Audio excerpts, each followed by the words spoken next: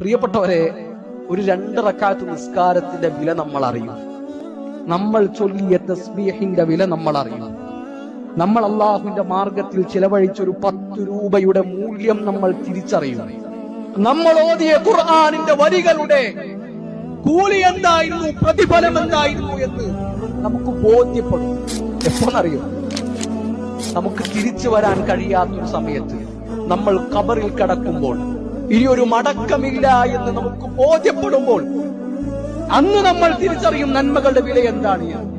ഫമൻ യഅമൽ മിസ്ഖാല ദർറത്തിൻ ഖൈറൻ യറാ വമൻ യഅമൽ മിസ്ഖാല ദർറത്തിൻ ശർറൻ യറാ. അത് നമ്മൾ കാണുന്ന അല്ലാഹു പറഞ്ഞതാണ്.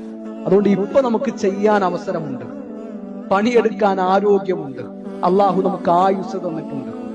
ഖബറിൽ കിടക്കുന്ന മനുഷ്യന്മാർക്കില്ലാത്തതും ഇപ്പോൾ ജീവിച്ചു കൊണ്ടിരിക്കുന്നവർക്കുള്ളതും സമയമാണ്.